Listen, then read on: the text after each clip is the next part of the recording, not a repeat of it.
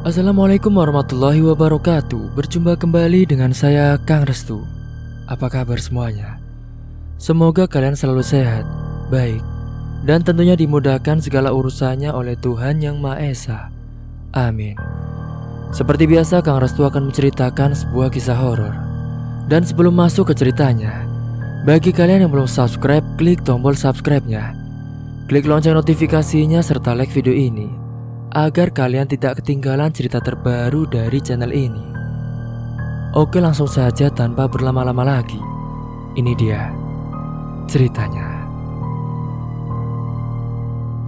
Pak, hari ini mau beli daging berapa kilo buat nanti? Tanya Bu Yani kepada suaminya, yaitu Pak Salman. Pak Salman saat itu tengah sarapan dan menjawab pertanyaan dari istrinya itu. Seperti biasanya saja, Bu. Tapi kurangi 2 kilo ya, Bu. Hari ini kita jual 80 tusuk saja dulu, jawab Pak Salman. Mereka ini mempunyai sebuah kios sate kambing yang tidak terlalu besar. Usahanya itu sudah dirintis semenjak 1 tahun yang lalu, namun belum ada kemajuan. Pembelinya hanya sebegitu-sebegitu saja. Bisa dibilang mereka ini keluarga yang cukup. Tidak kekurangan, tidak juga kaya, hanya biasa saja. Mereka memiliki seorang anak yang berusia 15 tahun dan dia hendak masuk sekolah tingkat SMA. Mereka tinggal di sebuah perkampungan yang mana orang-orang di situ kebanyakan panas-panasan masalah harta. Apapun yang mereka beli selalu dipamerkan kepada tetangganya. Apalagi jika barang itu harganya mahal, pasti semakin panas. Kebanyakan yang suka saling panas-panasan adalah ibu-ibu perumahan itu. Pagi itu seperti biasanya, Bu Yani pergi ke pasar untuk ambil daging kambing di kios langganannya. Sedangkan Pak Salman, dia di rumah menyiapkan bumbu lain termasuk sambal buat sate nantinya. Kios sate mereka berdua buka pukul 10 pagi. Jadi paginya, mereka ini ada di rumah menyiapkan segala macam bahan-bahan. Dan sepulangnya Bu Yani dari pasar, Bu Yani langsung potong daging kecil-kecil dan langsung ditusuk-tusuk sebagaimana sate pada umumnya. Satu tusuk satenya berisi 5 potongan daging kambing. Dan untuk 5 tusuk sate, mereka hargai 24.000 dan itu sudah 1 porsi. Usai semuanya telah siap, mereka ini bergegas menuju ke kios dan membuka dagangannya. Kala itu Lisa anaknya masih sekolah dan biasanya nanti sepulang sekolah, dia ini mampir ke kios dan bantu-bantu orang tuanya. Pembeli hari itu lumayan ramai, ada yang makan di kios dan ada juga yang minta dibungkus untuk makan di rumah. Tepatnya pukul 1 siang, anaknya baru pulang dan langsung bantu-bantu di warung untuk mencuci piring ataupun gelas. Nduk, sudah pulang? Iya, Bu. Aku bantuin nyuci piring sama gelas ya, Bu. Apa kamu tidak capek, Nduk? Enggak kok, Bu. Tidak apa-apa. Ya sudah, sana itu sudah numpuk, Nduk, gelas sama piringnya. Saat itu Lisa pun langsung mencuci piring dan gelas yang ada di dapur kecil di belakang kiosnya. Meskipun kesehariannya mereka gitu-gitu saja, namun mereka ini tetap bersyukur atas apa yang telah mereka miliki. Bahkan Lisa juga tidak pernah meminta sesuatu hal yang memberatkan kedua orang tuanya. Dan singkat cerita, tepatnya pukul 3 sore, Pak Salman ini akan tutup kiosnya untuk hari ini, karena memang biasanya jadwal tutupnya yaitu jam segitu. Meskipun masih ada beberapa tusuk sate yang masih tersisa, yang paling besok akan dijual kembali olehnya. Usai berbenah dan mengunci pintu kiosnya, mereka semua segera pergi beranjak pulang menuju ke rumah. Dan pada malam harinya, mereka kumpul makan malam bersama dan saling cerita bercanda ria. Bu Yani juga menanyakan kepada Lisa yang nantinya dia ini mau masuk ke SMA yang mana. Lisa pun lalu bercerita bahwa dia ingin masuk di salah satu SMA ternama yang ada di daerahnya. Karena katanya, teman-teman dia akan masuk ke sekolahan itu juga. Duk, nanti kamu mau lanjut SMA mana? Aku pengennya di sekolah ternama di daerah sini, Bu. Kenapa pengennya di sana, Duk? Timbal Pak Salman. Soalnya, teman-teman aku mau daftar di sana semua, Pak. Pak Salman pun menanggapi Lisa dengan menyuruh dia agar lebih giat belajarnya, supaya bisa masuk ke sekolah SMA yang diinginkannya. Kalau gitu, kamu harus giat belajarnya ya, Nduk, supaya bisa diterima di SMA yang kamu mau. Iya, Pak, itu pasti. Usai makan malam selesai, Lisa pun masuk ke dalam kamarnya untuk belajar. Dan setelahnya belajar paling dia mainan HP sebentar terus lanjut tidur. Sedangkan Bu Yani dan Pak Salman malam itu lanjut nonton televisi sambil menghitung hasil jualannya hari ini dan melakukan pembukuan ala kadarnya. Mereka ini bersyukur atas apa yang sudah mereka dapatkan dan harapan keduanya adalah bisa membuka cabang kios sate di tempat lain agar bisa lebih dikenal sate buatannya itu. Alhamdulillah ya Pak, hari ini kita dapat untungnya lumayan. Iya Bu, bersyukur ya Bu. Bapak pengennya nanti kita bisa punya cabang kios di tempat lain Bu. Iya Pak, kita berdoa terus saja ya Pak. Ini buat nabung ya Bu, buat bikin cabang sate nanti suatu saat. Iya Pak, Ibu ikut saja. Sebelumnya Pak Salman ini dulu sempat merantau ikut orang dan bekerja di kios sate milik bosnya. Kios milik bosnya dulu sangat banyak sekali peminatnya. Pak Salman ini diajari cara melayani pembeli dengan baik dan juga ramah. Dia ini bekerja di sana hampir 3,5 tahunan. Hingga satu saat Pak Salman ini memutuskan untuk pulang kampung dan membuka usaha sendiri.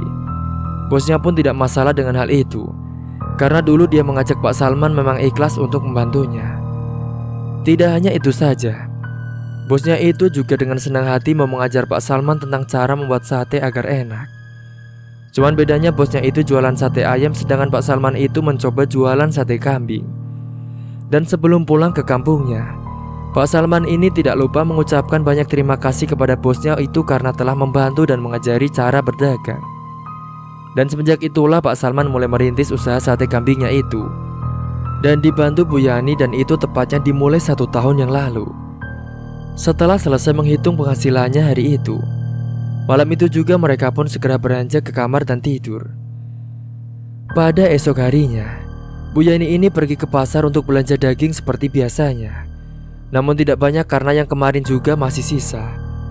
Saat itu Bu Yani menuju ke pasar, dia melewati kiosnya yang masih tertutup. Dan tak jauh dari kiosnya itu, tepatnya berjarak 3 kios dari kios miliknya, ada pedagang baru di sana.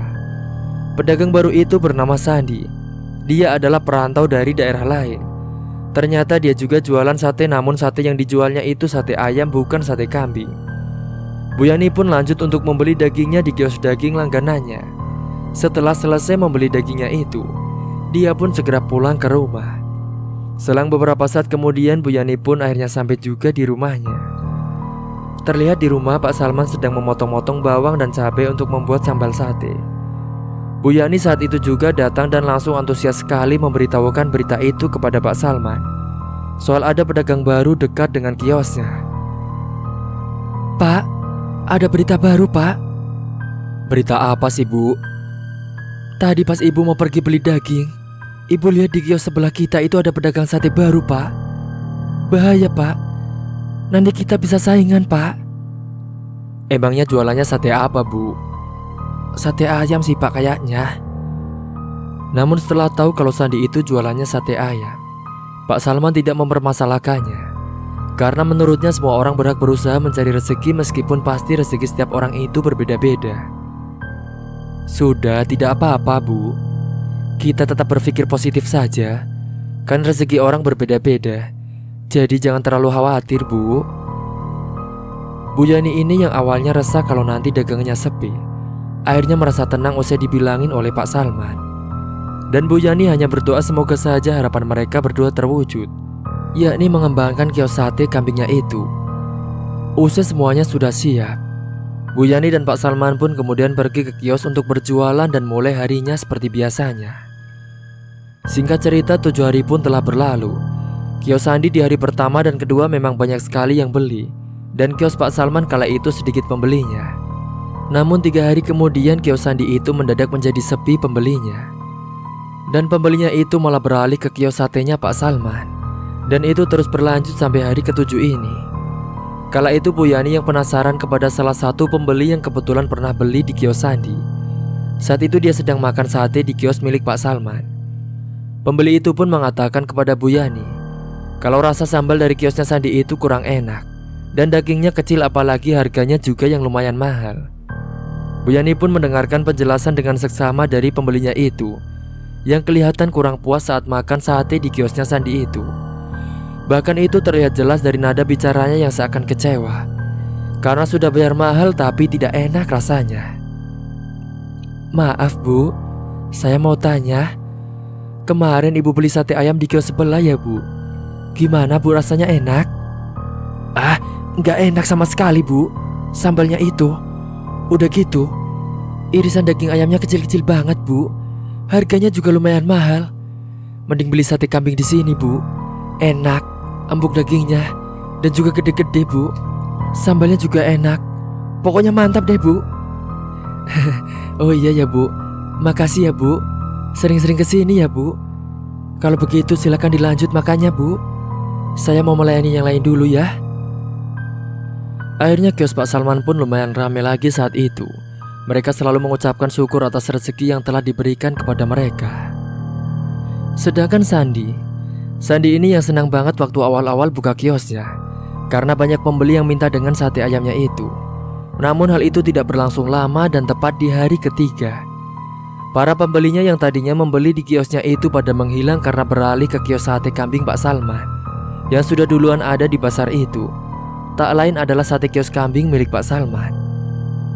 Kala itu Sandi hanya terduduk di kiosnya sambil menunggu pembeli yang tak kunjung datang-datang.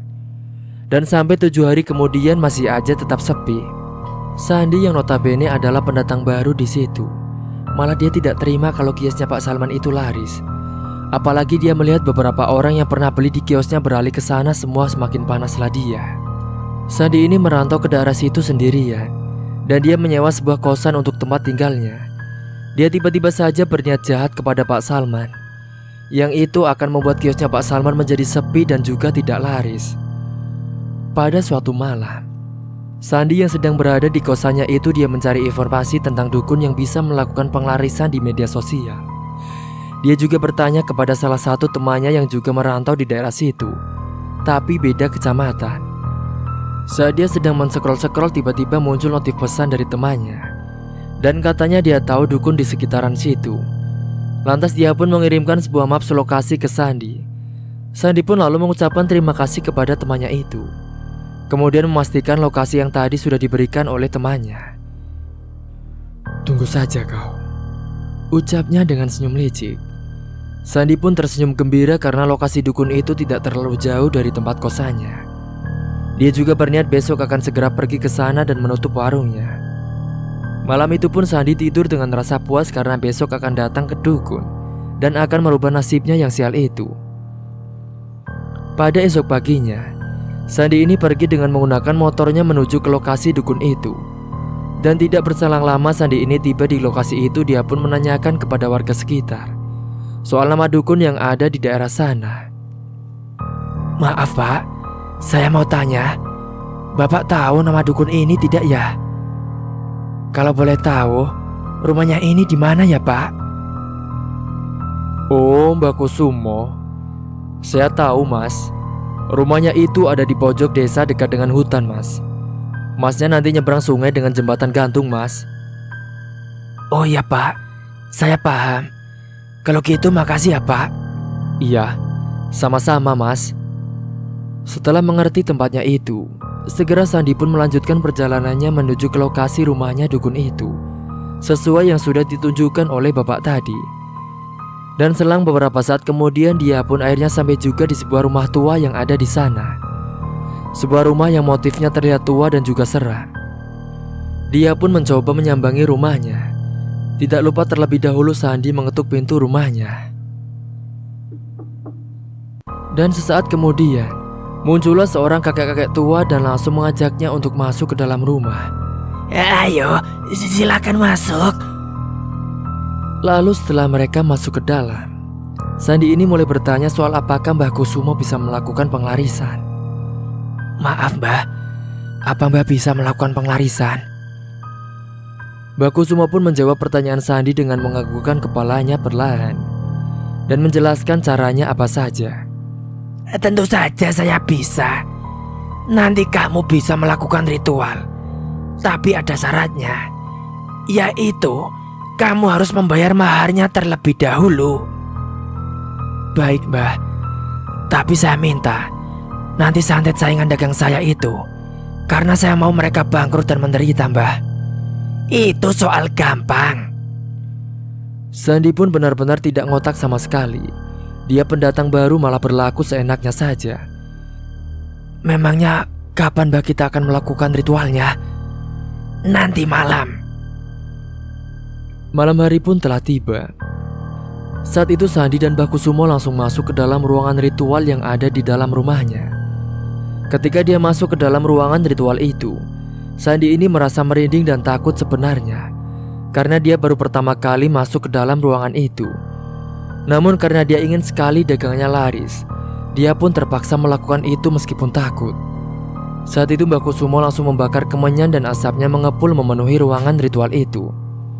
Kemudian Mbah Kusumo merapalkan mantranya dengan berkomat kamit dan memejamkan kedua matanya sejenak serta jari telunjuk yang diputarkan di atas asap kemenyan itu. Dan sesaat setelahnya, Mbah Kusumo menaruh sebuah bubuk yang ada di depannya itu dan kemudian dimasukkan ke dalam botol. Mulutnya saat itu terus berkomat kamit membacakan mantranya. Dan tiba-tiba saja hembusan angin masuk ke dalam ruangan yang membuat ruangan itu semakin mencekam pada malam itu. Sandi pun merinding ketakutan karena suasana mencekam dan membuat hawa dingin menusuk ke dalam tulang-tulangnya. Setelahnya dia pun lalu dikejutkan dengan sosok pocong yang muncul dengan wajah yang menyeramkan. Sosok itu berdiri di sampingnya Mbah Kusumo.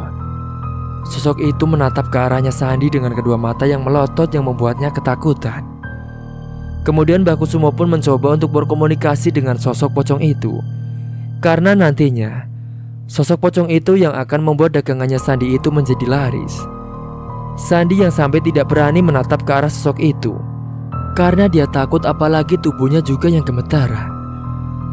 Sesaat kemudian sosok pocong yang menyeramkan itu pun akhirnya menghilang dari hadapannya. Dia pun meninggalkan sebuah asap tebal dan meninggalkan bau busuk yang sangat menyeruak di hidung. Setelah itu selesai, kemudian Mbah Kusumo pun mengambil tanah kuburan yang sudah dia stok sebelumnya dan menaruhnya pada sebuah kain mori yang lusuh. Lalu dia membacakan mantranya sembari menutup kedua mata kembali. Dan setelah itu, hembusan angin kencang saat itu kembali masuk ke dalam ruangan yang membuat suasana semakin mencekam lagi. Saat di dalam ruangan itu, tiba-tiba saja terdengar suara jendela dan pintu di ruangan ritual itu terbuka tertutup dengan sendirinya, karena memang tertiup angin yang cukup lumayan besar. Sesaat kemudian muncullah sebuah asap tebal berwarna hitam yang masuk ke dalam ruangan melewati jendela. Dan asap itu lalu berhenti di sampingnya Mbah Kusumo.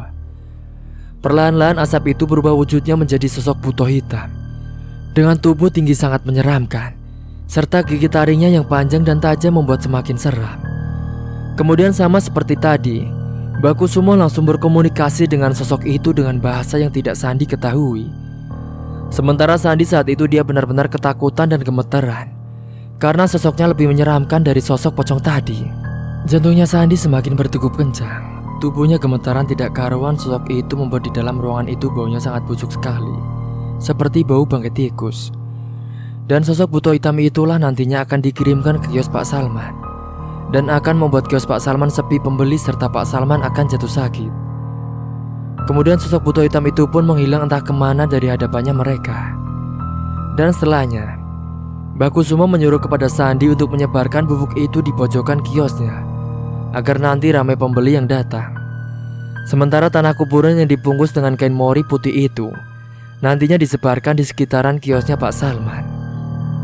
Nanti bubuk ini kau taburkan di pojok tempat usahamu. Baik, Mbah. Fungsinya buat apa ya, Mbah?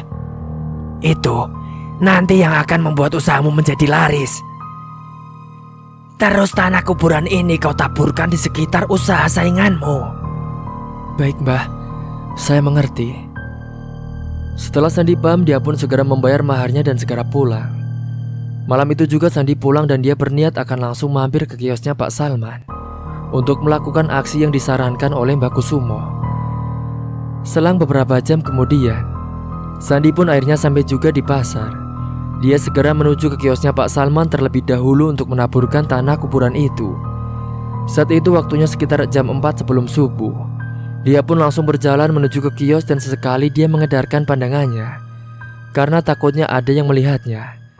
Sandi ini mulai menaburkan tanah kuburan itu di depan kios satenya Pak Salman, bahkan mengelilingi kiosnya. Sesaat kemudian, tiba-tiba saja hembusan angin kencang datang membuat hawa dingin dan membuat Sandi semakin merinding. Setelah semuanya sudah ditaburkan di sekitar kiosnya, dia pun menaburkan bubuk putih yang ada di dalam botol itu di pojok-pojok kiosnya. Ketika dia sedang menaburkan bubuk di kiosnya itu, tiba-tiba saja dia dikejutkan dengan suara geraman yang membuatnya dia takut serta gemetaran. Dan dia pun segera menyelesaikan aksinya itu, lalu kembali ke kosannya untuk menyiapkan semua dagangannya. Dan singkat cerita, pagi harinya Sandi ini mulai berjualan seperti biasanya. Dan baru saja dia membuka kiosnya, tapi sudah ada pembeli yang datang membeli satenya. Dia pun sangat senang sekali karena baru saja buka lapak, tapi sudah ada yang datang. Hari itu kiosnya Sandi terlihat sangat ramai sekali pembeli yang datang. Dan kiosnya Pak Salman pun malah menjadi sepi pembeli. Pada hari itu, Pak Salman dan Bu Yani hanya terduduk lesu di kiosnya karena sepi, tidak ada pembeli sama sekali. Bu Yani pun sampai mengipasi dirinya karena gerah dan ngantuk, tidak ada pembeli yang datang. Sementara mereka melihat di kiosnya Sandi itu banyak sekali pembeli yang datang ke sana. Saat itu Bu Yani sempat heran karena si ibu waktu itu bilang kalau sambal sate ayamnya Sandi itu tidak enak. Tapi kini malah dia terlihat sedang mengantri di sana. Sungguh tidak habis pikir. Pak, itu lihat, kiosnya Sandi kok ramai banget ya Pak. Tapi malah kios kita sepi banget. Dari pagi tidak ada yang datang untuk beli Pak. Kita cuma duduk-duduk saja dari tadi Pak. Namun saat itu Pak Salman mencoba untuk menguatkan Bu Yani agar tetap sabar dan menasehatinya. Kalau misal berdagang itu memang ada kalanya ramai dan juga sepi. Cukup hanya terus berusaha dan berdoa saja. Sabar Bu, rezeki sudah ada yang mengatur. Kita tidak usah khawatir. Lebih baik kita berdoa saja supaya hari ini dagangan kita laris. Tapi Pak, Ibu, kita kalau berdagang itu tidak mungkin akan ramai terus Bu. Pasti ada sepinya juga. Akhirnya Bu Yani pun terdiam dan mencoba menerima nasihat dari suaminya. Siang menjelang sore, semakin ramai sekali kios satenya Sandi. Dia pun sampai kewalahan, keringatnya bercucuran karena sibuk mengipasi sate dengan asap yang mengepul. Di sana juga masih banyak orang yang mengantri. Semua rela mengantri panjang panas-panasan demi satenya Sandi. Karena di kiosnya Pak Salma dan Bu Yani sepi, jadi mereka hanya duduk-duduk saja. Merasa bosan tidak ada yang beli, mereka pun berniat akan beberes saja untuk menutup kiosnya. Bu, kita tutup saja ya. Daripada melamun terus Bu, tidak ada pembeli. Lagian juga sudah jam segini ya Bu. Iya Pak, ya sudah, ayo kita beres-beres, jawab Bu Yani dengan lesu. Sesaat kemudian tiba-tiba saja Lisa datang baru pulang sekolah menghampiri ke kiosnya. Assalamualaikum Pak, Bu. Waalaikumsalam. Baru pulang, Du? Iya, tadi ada jam pelajaran tambahan. Kok sepi Pak tumben? Iya, dari pagi belum ada yang beli sama sekali, Lis. Apa mereka pada bosan ya Pak? Itu lihat, di samping yang rame. Loh, itu kan pelanggan kita Pak. Kok mereka di sana semua? Sudah, mungkin hari ini belum rezeki kita. Sekarang, mending bantuin beberes, Lis, imbu Pak Salman. Akhirnya saat itu mereka pun beberes untuk segera pulang ke rumahnya. Singkat cerita, pada malam harinya seperti biasa keluarga Pak Salman makan malam bersama. Mereka pun makan sambil bercerita-cerita. Tapi kali ini mereka bicara soal kios satenya. Pak, masa iya kios kita sepi terus Pak? Nanti kita bisa bangkrut dong Pak. Wes, tidak baik ngomong seperti itu Bu. Kita harus tetap sabar dan berdoa. Bapak yakin nanti juga pasti rame lagi kok sate kambing kita Bu. Aku doain semoga usahanya Bapak laris manis terus ya. Amin. Makasih ya Lis. Sesaat kemudian saat mereka sedang sibuk menyantap nasinya masing-masing yang ada di piring, tiba-tiba saja mereka ini dikejutkan dengan suara ledakan keras di atas atap rumahnya. Sontak mereka semua terperanjat dan menghentikan makannya itu. Lalu mereka yang penasaran dengan suara itu akhirnya keluar rumah melihat apa yang sudah terjadi. Suara apa itu Pak? Gak tahu Bu, ayo kita lihat. Sesampainya di depan rumah, mereka pun langsung melihat ke atas atap rumahnya. Dan saat melihat ke sana, mereka ini melihat ada sebuah asap yang sudah mengepul. Pak, itu kok ada asap, kenapa ya? Mungkin tadi ada yang main petasan Bu, terus nyangkut. Sudah, mendingan kita sekarang masuk aja yuk. Karena mereka berpikir cuma ada anak-anak yang petasan biasa dan mendarat di atap rumahnya mereka. Saat mereka akan masuk kembali ke dalam rumah, seketika mereka pun dikejutkan dengan sebuah bayangan putih yang melesat begitu saja. Sontak mereka langsung terperanjat dan tidak terlalu menghiraukan lagi. Lalu mereka pun kembali melanjutkan makan malamnya yang sempat tertunda karena memang belum habis. Dan selang beberapa saat kemudian, tiba-tiba saja ada suara yang mengetuk pintu dari depan. Suara ketukan pintu itu terdengar 3 kali. Ada tamu itu kayaknya Bu. Iya Pak, sebentar ya Ibu bukain pintu dulu. Bu, biar aku saja yang bukain pintunya. Ibu lanjut makan saja ya, timba Lisa. Kebetulan saat itu Lisa sudah menghabiskan makanannya lebih dulu. Jadi dia yang akan membukakan pintu untuk tamu yang datang. Terdengar suara pintu yang sudah dibuka. Ketika pintunya dibuka, betapa terkejutnya Lisa tepat di hadapannya itu ada sosok pocong dengan wajah yang sangat menyeramkan. Kedua matanya melotot tajam menggunakan kain putih lusuh, serta wajahnya penuh dengan darah yang baunya sangat amis sekali. Lisa yang melihat sosok itu pun langsung teriak. Dan setelahnya, tubuhnya dia pun terbujur kaku, jantungnya juga semakin berdebar sangat kencang, serta bulu kuduknya itu berdiri semua. Lisa yang ketakutan dia pun hanya bisa berteriak dengan kencang. Sontak Pak Salman dan Bu Yani yang mendengar teriakan Lisa pun langsung terkejut. Dan mereka yang takut terjadi apa-apa dengan anaknya itu, mereka pun segera menghampiri ke depan. Namun saat itu Lisa yang tidak kuat melihat sosok pocong berada di hadapannya itu. Dia pun akhirnya ambruk pingsan di ambang pintu. Dan saat Pak Salman dan Bu Yani ini datang, mereka terkejut sudah melihat Lisa terkapar di lantai. Lisa! Pak! Lisa Pak! Lisa pingsan! Teriak Bu Yani. Akhirnya saat itu juga dia pun segera diangkat oleh Pak Salman dan segera dibawa menuju ke dalam kamarnya. Bu Yani benar-benar sangat panik karena Lisa tidak sadar-sadar juga. Dia pun terus mengolesi minyak kayu putih supaya dia tersadar. Duk, bangun Duk. Lisa, Lis, bangun. Dan sesaat kemudian, akhirnya Lisa pun sadar juga dari pingsannya. Dan segera Pak Salman ini yang akan mengambilkan teh hangat di dapur untuk Lisa. Pak, buatkan teh hangat buat Lisa ya. Iya Bu, bentar ya. Saat itu Pak Salman pun segera berangkat menuju ke dapur untuk membuatkan teh hangat. Namun sampainya di dapur, ternyata air panasnya ini sudah habis, sehingga membuat Pak Salman harus masak air terlebih dahulu. Saat itu Pak Salman yang ada di dapur sembari menunggu airnya masak, tiba-tiba saja dia pun dikejutkan dengan sekelebat bayangan hitam yang melintas, yang membuatnya ini langsung merinding.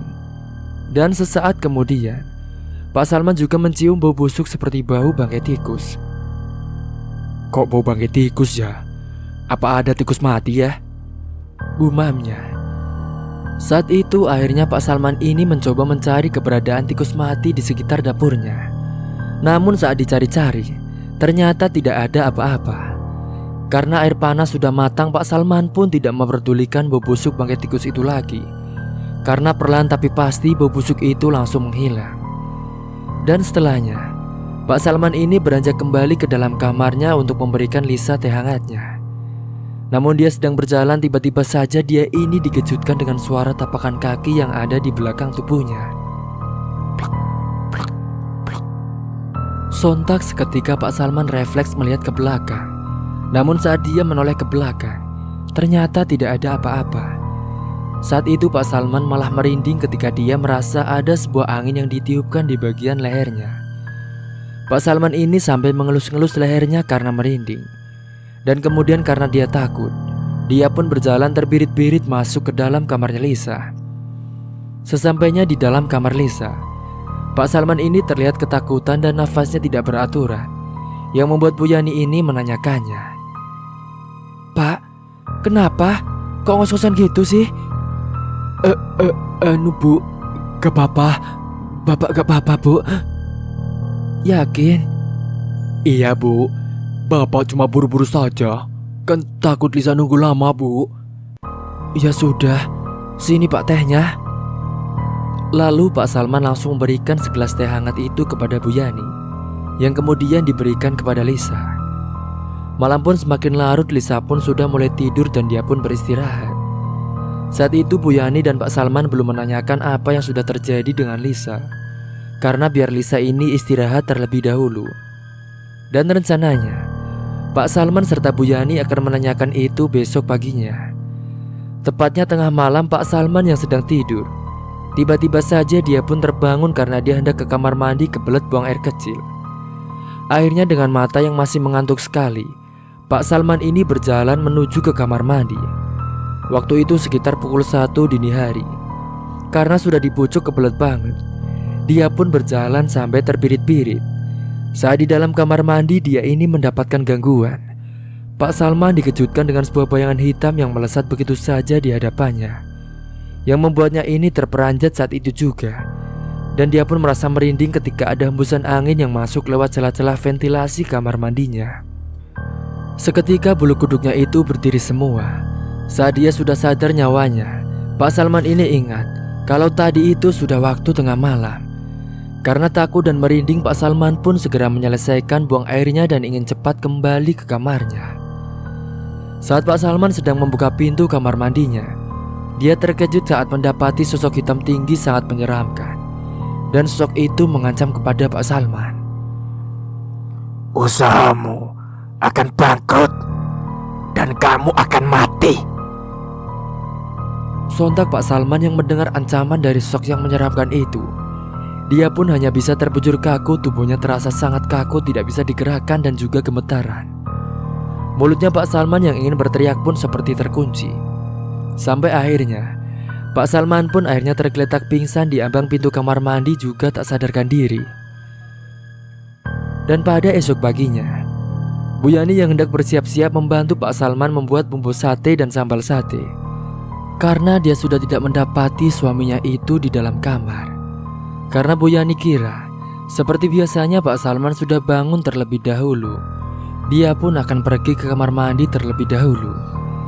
Tapi saat ke kamar mandi, betapa terkejutnya Bu Yani melihat Pak Salman sudah terkapar di lantai kamar mandi. Sontak Bu Yani pun teriak memanggil Lisa. Ya Allah, Bapak, Lisa, Lis, cepat sini Lis. Ada apa Bu? Ya Allah, Bapak kenapa Bu? Udah, cepat sana kamu cari bantuan warga. Iya Bu, tunggu ya Bu. Saat itu Lisa pun langsung meminta bantuan kepada warga sekitar untuk membantu bapaknya. Dan hari itu juga akhirnya Lisa tidak berangkat ke sekolah. Selang beberapa saat kemudian, para warga pun datang untuk menolong mengangkat tubuh Pak Salman dibawa masuk ke dalam kamarnya. Makasih ya bapak-bapak. Iya Bu, sama-sama. Usai dibawa ke dalam kamar, Pak Salman ini belum sadar-sadar juga. Namun Pak Salman ini masih hidup dan bernafas, akan tetapi belum kunjung sadar juga, yang membuat Bu Yani dan Lisa ini panik serta khawatir. Kala itu beberapa warga sampai bantu jaga di rumahnya Bu Yani, karena Pak Salman ini belum sadar juga sampai 2 hari. Kiosnya kini terpaksa harus tutup. Bahkan Lisa pun izin tidak berangkat sekolah dulu karena khawatir dengan Pak Salman. Pak, bangun Pak, bangun. Bu Yani pun hanya bisa menangis. Begitu juga dengan Lisa yang ikut sedih melihat bapaknya yang tak kunjung sadar. Saat malam hari di dalam rumahnya itu, yang Bu Yani hendak ambil air putih, tiba-tiba saja dia ini dikejutkan dengan bayangan hitam yang melesat. Sontak Bu Yani pun langsung terperanjat. Astagfirullahaladzim, ya Allah. Waktu itu para warga yang sedang berada di depan rumahnya Bu Yani, mereka ini berjaga sambil begadang. Dan sesampainya di dapur, Bu Yani ini langsung mengambil air putih. Tapi dia tiba-tiba saja mendengar ada suara geraman di belakang tubuhnya yang membuatnya kaget. Sontak dia pun langsung refleks menoleh ke belakang, akan tetapi setelah melihat ke belakang, ternyata tidak ada apa-apa. Karena merinding, Bu Yani pun kembali menuju ke kamarnya Pak Salman lagi. Namun ketika dia sedang berjalan, terdengar saat itu ada suara ledakan lagi seperti waktu itu di atas atap rumahnya. Begitu juga dengan Bu Yani dan Lisa yang keluar rumah untuk melihat apa yang sebenarnya terjadi. Ada apa bapak-bapak? Gak tahu Bu, tadi ada suara ledakan kenceng banget. Iya, saya juga dengar Pak. Tapi palingan cuma petasan aja kali Bu. Akhirnya para warga pun tidak terlalu menghiraukan lagi, dan Bu Yani serta Lisa kembali masuk ke dalam kamar Pak Salman lagi. Dan singkat cerita, di hari ketiga Pak Salman ini masih belum sadar juga. Dan saat itu ada salah satu warga yang berinisiatif untuk memanggilkan seorang ustadz ke rumah. Bu, bagaimana kalau saya panggilkan ustadz saja? Siapa tahu nanti ustadz bisa mencoba menerawangnya, Bu. Iya boleh Pak, supaya suami saya cepat sadar. Akhirnya saat itu pun salah satu warganya langsung menghampiri ke rumahnya ustadz yang masih satu desa. Malam itu ustadz pun datang ke rumah Bu Yani, dan dia pun langsung masuk ke dalam kamar, lalu menerawang Pak Salman dengan batinya. Saat itu dia duduk di sampingnya Pak Salman dan memejamkan kedua matanya. Sesaat kemudian, setelah diterawang, menurut Ustadz Dalim melihat ada sok buto hitam yang mendiami raga Pak Salman. Dan sukmanya Pak Salman ini entah kemana. Kemudian Ustadz Dalim melakukan sholat, dan saat itu juga beliau ini mencoba mencari keberadaan sukmanya Pak Salman. Setelahnya beberapa saat dengan menggunakan mata batinnya, Ustadz Dalim pun akhirnya menemukan sukma Pak Salman yang ternyata berada di sebuah pohon gede di tengah hutan, yang telah ditahan oleh sosok buto itu. Setelah selesai sholat, Ustadz Dalim pun akan meruqyah Pak Salman dan mengusir sosok yang sudah bersemayam di dalam tubuh Pak Salman. Saat itu Pak Salman langsung membacakan doa-doa dengan mulut berkomat kamit. Sampai akhirnya, selang beberapa saat kemudian Pak Salman pun akhirnya tersadar, yang membuat semua orang yang melihat itu langsung terkejut karena akhirnya Pak Salman telah tersadar. Namun bukan Pak Salman, melainkan sosok buto itu yang merasuki tubuhnya.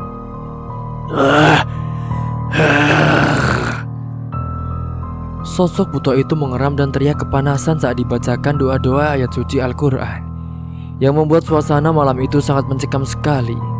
Hembusan angin kencang juga masuk ke dalam kamar Pak Salman. Bahkan lampu di dalam rumahnya itu juga langsung padam seketika.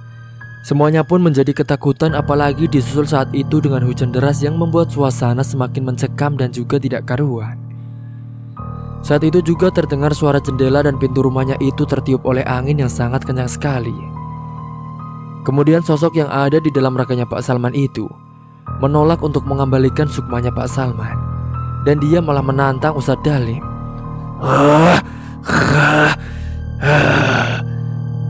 Kembalikan sukmanya beliau sekarang, atau kau akan kubunuh.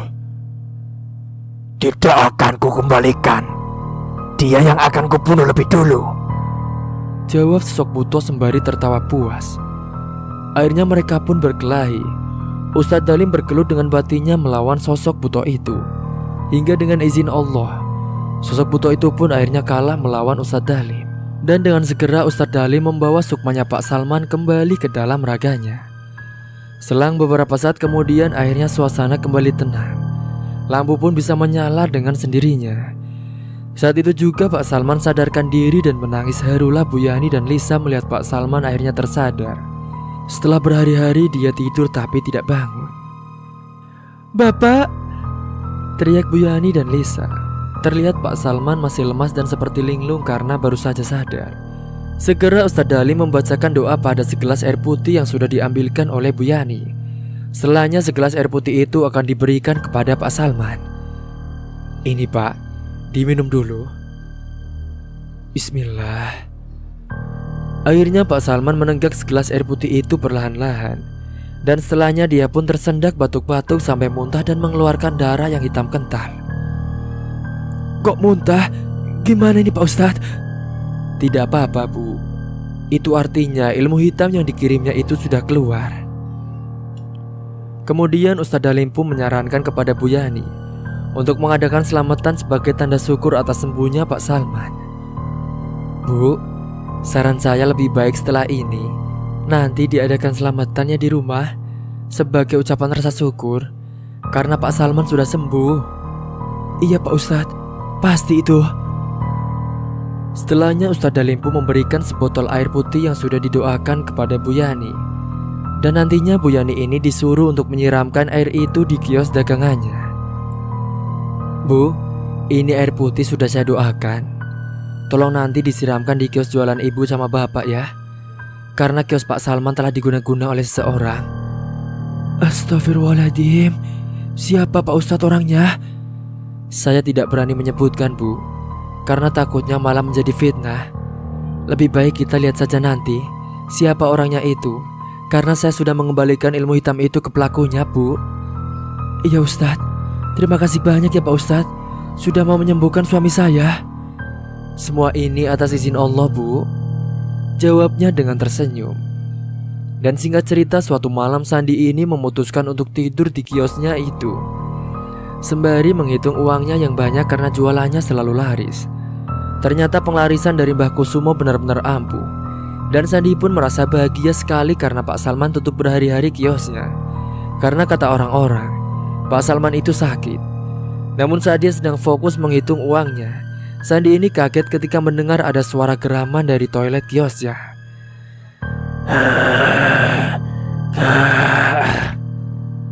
Karena penasaran, dia pun menghampiri ke toiletnya. Namun saat didapati, ternyata dia terkejut karena dia mendapati ada sok buto dengan tinggi besar yang sudah terlihat sangat murka padanya. Dia menggeram dengan suara yang sangat mengerikan sekali. Sontak Sandi pun terlonjak mundur dan tidak sengaja mengenai kompor yang sedang menyala.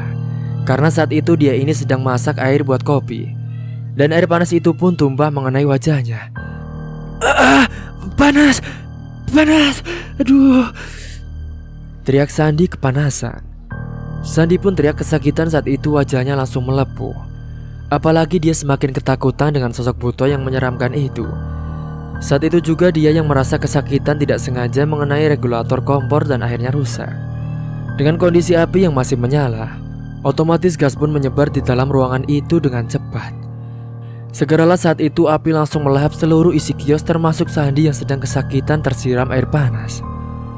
Dia tidak sempat meloloskan diri saat itu juga karena tidak tahu arah jalan sudah tertutup asap dan sudah terlanjur kebakaran. Sementara di luar, para warga yang melihat itu langsung geger dan mencoba memadamkan api. Tolong, tolong, kebakaran, kebakaran, tolong. Semua warga sekitar berdatangan untuk memadamkan kios milik Sandi. Namun mereka semua tidak tahu kalau di dalam kios itu ada orangnya karena kiosnya terkunci dari dalam. Salah satu warga yang menghubungi pemadam kebakaran, dan akhirnya petugas damkar pun datang dengan telat. Karena saat itu juga api telah berhasil untuk dipadamkan. Kondisi kiosnya saat itu sudah porak-poranda oleh si jago merah, dan mereka ini menemukan sosok jasadnya Sandi yang terbakar api di dalam kiosnya, dan sudah dalam keadaan yang sangat mengenaskan.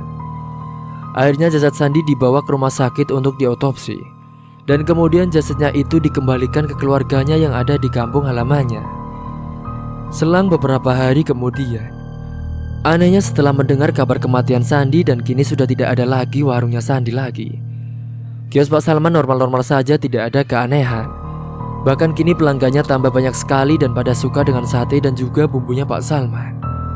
Mereka pun akhirnya bersyukur atas apa yang diberikan waktu itu juga. Dan selang beberapa tahun kemudian, Pak Salman dan Bu Yani ini akhirnya bisa mewujudkan harapannya. Mereka kini punya beberapa cabang kios sate di pasar-pasar yang lain, dan mengajak orang-orang yang sedang butuh pekerjaan untuk kerja dengannya. Pak Salman ini juga tak segan untuk membagikan ilmunya sendiri kepada karyawannya. Kini Pak Salman dan Bu Yani akhirnya menjadi orang sukses dengan usahanya yang telah dirintis bertahun-tahun itu. Alhamdulillah ya Pak, sekarang kita bisa mewujudkan keinginan kita selama ini. Iya Bu, makanya kita harus selalu yakin dan berdoa, dan selalu berusaha, yang paling penting harus sabar. Iya Pak, terima kasih ya Pak atas semua pemberian dari Allah. Pak Salman pun juga merasa bersyukur karena dikelilingi dengan orang-orang baik, dan dia mencoba memaafkan soal siapa dulunya yang mencoba berbuat jahat kepada keluarganya. Meskipun sampai sekarang Pak Salman dan Bu Yani ini tidak tahu kalau pelakunya itu adalah Sandi. Bahkan sekarang Lisa juga sudah melanjutkan sekolahnya di SMA yang diinginkannya itu. Dia juga masih tetap selalu membantu orang tuanya di kios, yaitu mencuci gelas ataupun piring. Semua perbuatan yang ditanam pasti akan ada balasannya sendiri. Berdaganglah dengan cara sehat, jangan bersaing. Karena setiap rezeki masing-masing orang sudah diatur. Tinggal kita sendiri yang berdoa dan juga berusaha. Siapa saja yang berbuat curang dan jahat pasti akan mendapatkan balasan sendiri dari Allah Subhanahu wa Ta'ala. Cerita pun selesai. Setiap kita dihadapkan dengan cobaan, kita ini harus berusaha untuk tetap sabar dan ikhlas menjalaninya. Karena suatu saat nanti pasti akan indah pada waktunya. Cerita pun tamat. Dan semoga kalian semua bisa mengambil hikmah dari cerita ini. Dan saya mohon kalian ambil sisi positifnya dan buang sisi negatifnya. Mungkin itu saja yang dapat saya sampaikan. Kurang lebihnya mohon maaf apabila ada salah kata ataupun ucapan yang kurang berkenan dari Kang Restu. Sampai jumpa di cerita selanjutnya. Akhir kata, wassalamualaikum warahmatullahi wabarakatuh.